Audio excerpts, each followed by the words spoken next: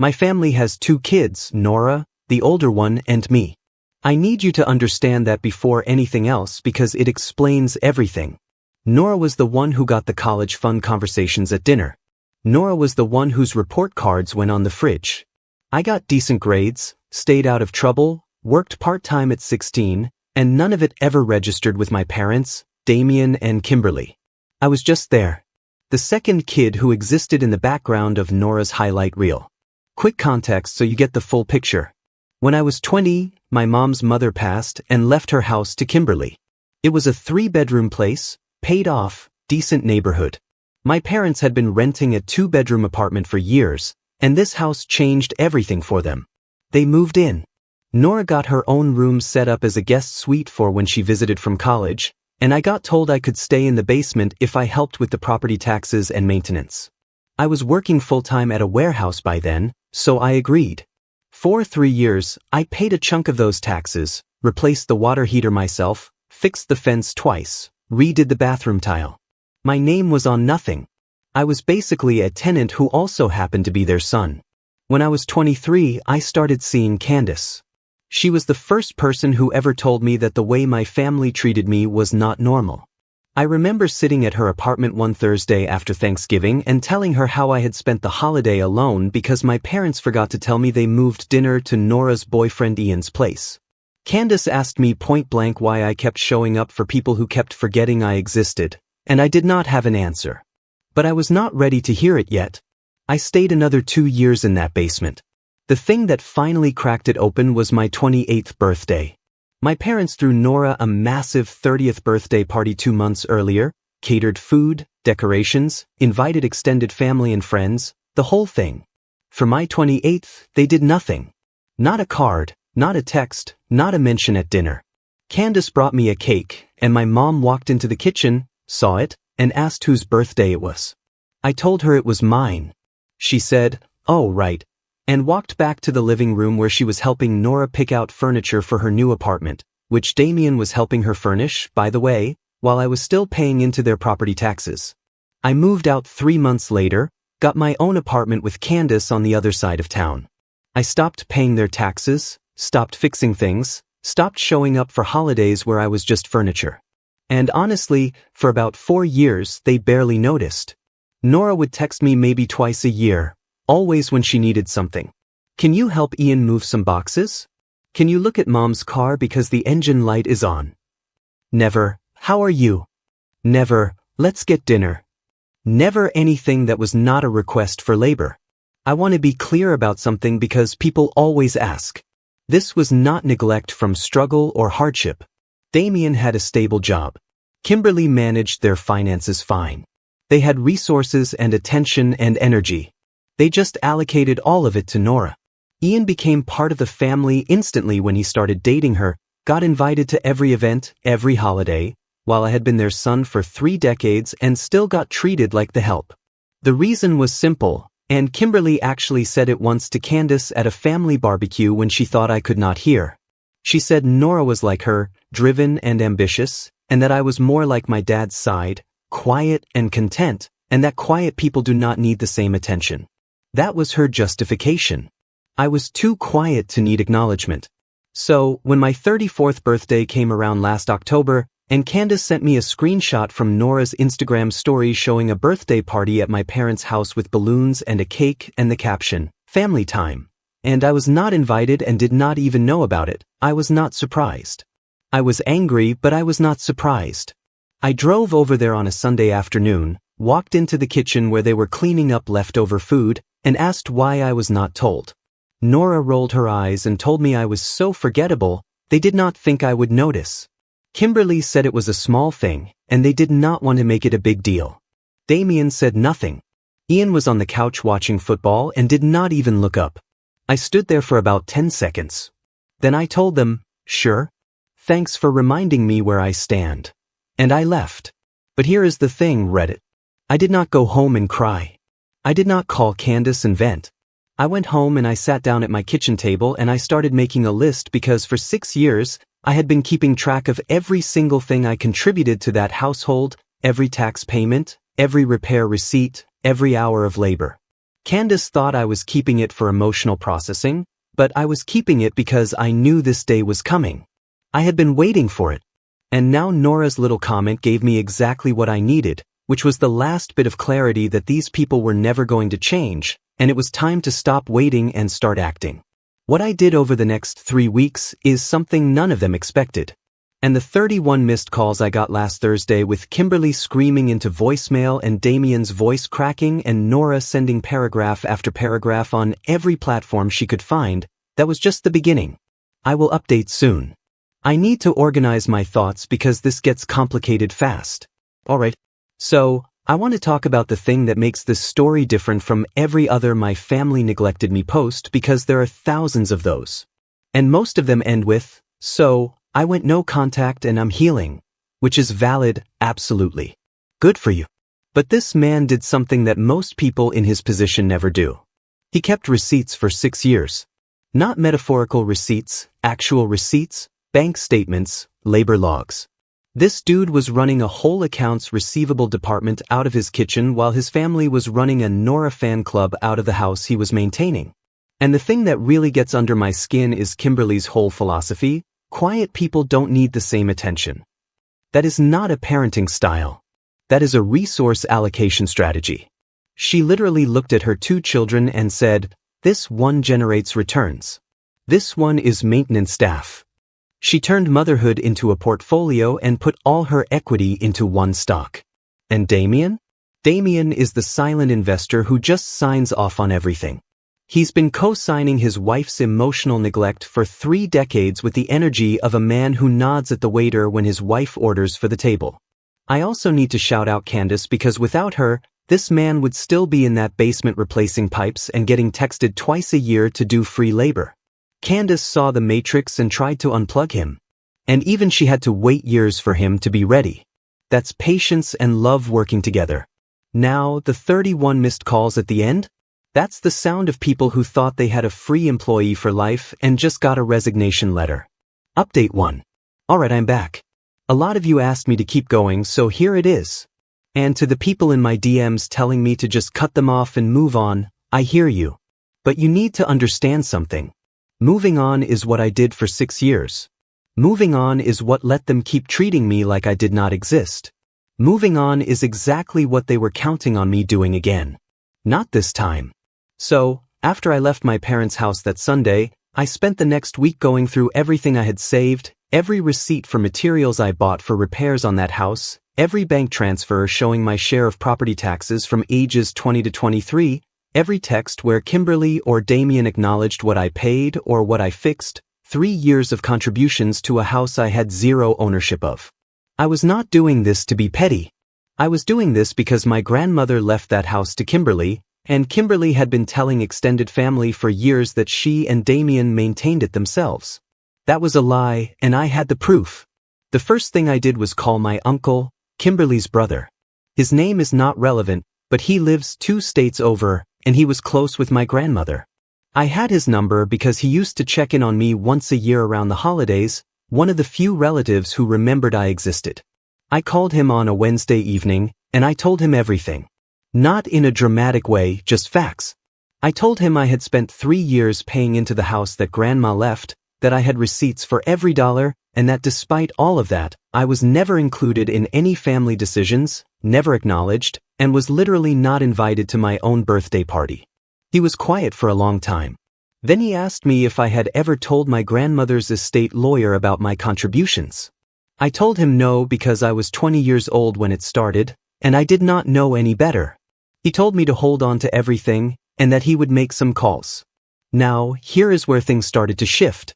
While I was organizing all of this, Candace told me something that made everything worse. She had been holding on to it for a while because she did not want to add fuel to the fire, but after the birthday party situation, she decided I needed to know. Back in August, 2 months before my birthday, Nora had reached out to Candace on Instagram asking if Candace wanted to pitch in for a surprise party for Nora's boyfriend Ian. They were planning a surprise birthday party for Ian at my parents' house in November, and Nora was reaching out to people to contribute money and help decorate. Candace showed me the messages. Nora had sent her a whole list of tasks and a request for $50 toward catering for Ian. My sister was organizing a catered surprise party for her boyfriend of 4 years in my parents' home, the same house where my actual birthday was apparently so irrelevant. They threw a small gathering without even telling me. Candace never responded to Nora's messages, and Nora never followed up, which tells you how much Nora actually cared about including us in anything. So, now I had two things burning in me simultaneously, the house situation and the Ian party situation. And a third thing was developing that I did not expect. The following Monday, Damien texted me. First time in weeks. He did not mention the birthday. Did not ask how I was, nothing like that. He asked me if I could come by on Saturday to look at the furnace because it was making a noise, and the last time a repair company came out, they charged $400. Let me just sit with that for a second. My father, who could not be bothered to invite me to my own birthday, was texting me to come fix his furnace for free. And the thing is, a year ago, I would have done it. I would have driven over there, spent 3 hours crawling around in the utility closet, and then sat at their kitchen table while they talked about Nora's vacation plans. But I was done being the family handyman who was too quiet to deserve a seat at the table. I texted him back and told him no. Just no. No explanation, no excuse, no sorry I am busy, just no. He did not respond for 2 days. Then Kimberly texted me asking what was wrong with me and why I was being difficult. Because now they had to call a repair company and it was going to cost them. I told her that sounded like their problem. She sent me 4 messages back to back about how family helps family and how I was being selfish and ungrateful after everything they had done for me. I read every word and then I typed out exactly what they had done for me. I listed the Thanksgivings I spent alone. I listed the birthday they forgot. I listed the 3 years of property tax payments. I listed the repairs. I listed Ian's catered birthday party compared to my non-existent one. I sent it as one long message, and for the first time in my life I did not soften a single word. Kimberly's response was exactly what I expected. She told me I was keeping score and that keeping score in a family is toxic. She told me Nora needed more support because Nora had bigger goals and more responsibilities. She actually typed that out. She told me I had always been low maintenance and that was a compliment, not an insult, and that I should be grateful they never had to worry about me. I screenshot every single message. Not because I was building a legal case. Because I wanted a record of who these people really were when the mask came off. My uncle called me back that Friday. What he told me changed the entire trajectory of what I was planning, and it involved the house, Nora, and a detail about my grandmother's original wishes that Kimberly had apparently been hiding from everyone for over a decade. I will get into that in the next update because honestly I am still processing the fallout from what happened after I confronted Kimberly with it. The Ian party detail is one of those things that on its own might seem small, but in context it's like the Exhibit A that prosecutors put up on the screen and the whole jury leans forward. Because look at the logistics involved. Nora sat down, planned a catered party, made a list of tasks, reached out to people individually, asked for $50 per person, coordinated decorations for a man she's been dating for 4 years. That is effort. That is intentional organized effort for someone who is not even blood. And this same family looked at their own son's birthday and couldn't even produce a text message. That's not forgetfulness. That's a hierarchy. And they've got it laminated and posted on the fridge right where his report card never went. And then Kimberly's response when she gets confronted, keeping score in a family is toxic. I need everybody to understand something about that phrase. People who say keeping score is toxic are always the ones running up the tab, always. Nobody who gives equally is scared of the scoreboard. You know who hates receipts? People who've been stealing. And she called being low maintenance a compliment. We never had to worry about you. Because he was downstairs fixing your water heater at 20 years old so you could worry about Nora's dorm room decor instead. That's not low maintenance. That's a son who raised himself while you raised your favorite. Update 2. Okay, Reddit. Buckle up because this is the update where everything went sideways in 4 directions at once. Shout out to everyone who told me to stay the course and not let Kimberly guilt me into backing down because she tried hard. So my uncle called me back that Friday. When my grandmother wrote her will, the house was not supposed to go solely to Kimberly. My grandmother's original intention, discussed with her lawyer and my uncle before she got sick, was that the house would go to Kimberly with the understanding that both grandchildren would benefit from it. Not legally binding in the will itself, the will just said Kimberly gets the property. But Grandma told multiple family members she expected her grandchildren to have some stake in it. My uncle brought this up to Kimberly after the funeral, and Kimberly told him she would handle it. She never mentioned it to me. Not once in 14 years. I'm not saying Kimberly broke any law. The will gave her the house, period. But she took my grandmother's wishes, buried them, let me pay into the property for 3 years like a boarder, and never mentioned Grandma wanted me connected to that house at all. She took my labor and my money while knowing her own mother wanted it different. I confronted Kimberly the following Wednesday, drove over after work. Damien was still at his job, Nora was not there. I sat at the kitchen table and told her what my uncle shared. I laid it out calmly and told her I wanted to hear her explain why she never said anything. Kimberly did not deny it. She did not try to say my uncle was lying. She told me Grandma was old and sentimental and did not understand how property works. That 2 names on a house creates legal headaches, and she made a practical decision. She told me I had been living there basically rent-free, which was a lie since I was paying property taxes. Then she said something I will carry with me for a long time. She told me Nora had been talking about wanting the house eventually when they downsized, and it would not make sense to complicate things with my involvement because Nora and Ian were planning to start a family and needed the space more. So my grandmother wanted me included. Kimberly hid it. I paid into the house for 3 years, and the plan was to hand it to Nora and Ian because they needed it more because Nora's future was the only future that mattered in this family. I asked if Damien knew about Grandma's wishes. She told me he knew but agreed with her decision. Both my parents sat on this for 14 years and chose to cut me out because it was more convenient for Nora's life plan. I called my uncle again and told him everything. He was genuinely upset because this was his mother's legacy and his sister dismissed it like nothing. He told me he still had handwritten letters from Grandma where she talked about both grandchildren and the house. He offered to send me copies and I said yes immediately. While all this was happening, a separate situation exploded. Ian texted Candace. He got her number off Nora's phone and messaged her on a Thursday night asking why I had been acting hostile toward the family. Candace showed me the messages right away. Ian was telling her that Nora was upset, Kimberly was stressed, and my behavior was creating tension during what should be a happy time because Nora and Ian had just gotten engaged and the family was supposed to be celebrating. Engaged? Nobody told me. Not a text, not a call. I found out because Ian was messaging my girlfriend to complain about my attitude. So now I had the house situation, the grandmother's hidden wishes, the engagement I was excluded from, and Ian going behind my back to pressure Candace into getting me to fall in line. 4 pressure points all hitting simultaneously, and Nora had not reached out to me directly once. She was sending Ian, letting Kimberly handle it, treating the situation like I was a maintenance issue to be managed. I made 2 decisions that week. First, I was going to formally request reimbursement for every dollar I put into that house. Not through a lawyer yet, just a written request with documentation sent to both parents. Making clear I expected compensation for 3 years of tax contributions and repair costs that increased their property value. Second was about the engagement and what I planned to do with the grandmother's letters at the family gathering. Nora was planning for the following weekend to announce the engagement to extended family. Walking away is what they trained me to do. Walking away is what quiet people do. I am done being quiet. The grandmother detail broke something in me a little bit, honestly. Because here's a woman on her deathbed writing letters about how she was worried about her grandson because she could see that her own daughter wasn't giving him enough.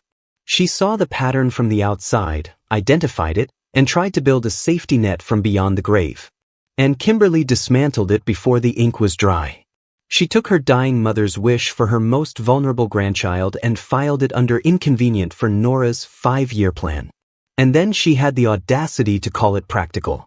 Like, yeah, it is practical if you view one of your children as a person and the other one as a line item you're trying to write off. And Damien knew. 14 years of knowing and saying nothing.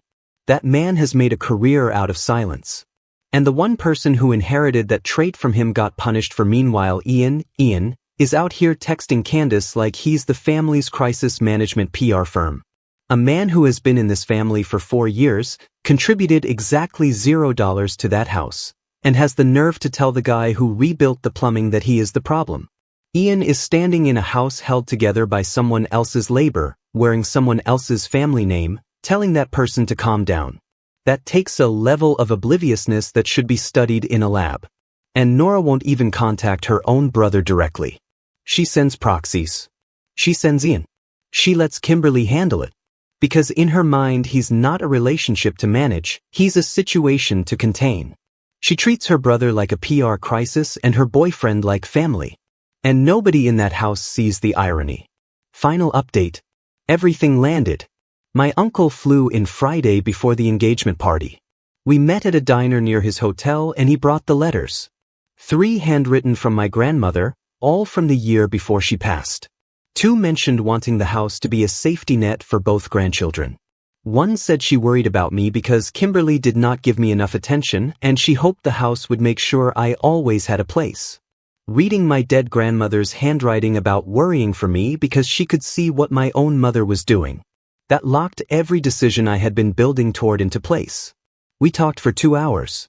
He was personally angry because this was his mother's legacy being disrespected. We agreed on Saturday he would attend the party and bring up grandma's wishes in front of extended family. I would arrive separately with my documentation. Saturday came. Party at my parents' house. About 30 people, Nora showing off the ring. My uncle texted me updates. Around 8 o'clock he brought it up naturally, mentioned how good the house looked, said mom would be proud, then asked Kimberly in front of 2 cousins how things were going with making sure both grandkids were connected to the property like mom wanted. Kimberly tried to redirect. My uncle held firm and asked directly whether she had ever discussed grandma's wishes with me. Kimberly told him this was not the time. He told her she was right. It should have been discussed 14 years ago and mentioned the letters were with him. Kimberly texted me to call off my uncle. Damien called twice. Nora called once. I did not respond. I drove over and walked through the front door around 8:30. Half the guests were pretending nothing was happening. The kitchen was where it was all going down. My uncle standing with the letters on the counter, Kimberly arguing about airing family business in public. I walked to the counter and put a folder down. Itemized reimbursement request. 3 years of property tax payments with bank transfers, receipts for the water heater, fence, bathroom tile, labor hours at fair rate, total just over $19,000. I told Kimberly and Damien I was requesting reimbursement for contributions to a property I was led to believe would benefit me and I expected a response within 30 days or I would consult a lawyer. Kimberly told me I was ungrateful and family does not operate on invoices. I told her family also does not bury a dying woman's wishes for 14 years. She argued grandma did not understand property law and her decision was practical. I told her practical for who? Because it was not practical for the son paying taxes on someone else's asset while being treated like hired help. She told me I was always welcome and I was twisting things. I told her being welcome and being valued are not the same and she knew the difference because she made sure Nora got one and I got the other. Damien said we should handle this privately. I told him we had 14 years of private and it resulted in me not being invited to my own birthday while Ian got a catered party. Private was where they buried grandma's wishes and planned to hand the house to Nora without telling me. Private was their tool for keeping me quiet. Nora told me I was intentionally ruining her engagement because I could not stand seeing her happy. I told her I did not care about her engagement. I cared about the fact that she collected from this family her entire adult life while I built everything alone, and the next time she called me forgettable, she should remember who kept this house standing while she picked out furniture on their credit. Ian told me to leave. I told him a man who texts someone else's girlfriend behind their back to manage a situation should sit this one out and that he was standing in a house he contributed nothing to while telling the person who rebuilt its plumbing to get out. I told Kimberly and Damien 30 days. Then I left. The 31 calls came that Thursday. Kimberly left voicemails swinging between begging and screaming that I was destroying the family. Damien asked me to come talk. Nora messaged on every platform saying I humiliated her and that extended family was now calling about the house and grandma's wishes. My uncle told me 2 cousins contacted Kimberly directly demanding to know why she never honored what their aunt wanted. They spent 34 years calling me forgettable. They said quiet people do not need attention. They trained me to disappear. I showed up. I brought receipts and I'm not picking up. Every single line this man delivered in that kitchen was a surgical strike. No yelling, no crying, no table flipping. Just 14 years of documentation and a dead woman's handwriting doing the talking, and every single response from that family was textbook. Kimberly says, family doesn't operate on invoices. Well, it also doesn't operate on invisible children paying your property taxes while you plan the favorite one's inheritance. Damien says, let's handle this privately. Brother, you have been handling things privately for 14 years and your version of private is a soundproof room where you bury inconvenient truths. Nora says, you're ruining my engagement. No, your engagement got ruined by being held in a house built on lies, and maybe if you'd sent your own brother a text about it instead of letting him find out through Ian's complaint messages to his girlfriend, the timing wouldn't have been so unfortunate. And Ian, oh Ian, told the man who literally rebuilt the plumbing to leave. The confidence on this man is architectural. He is load-bearing audacity in human form. You're watching Hidden Lies, where secrets don't stay buried. This story will make you question everything. Stay till the end.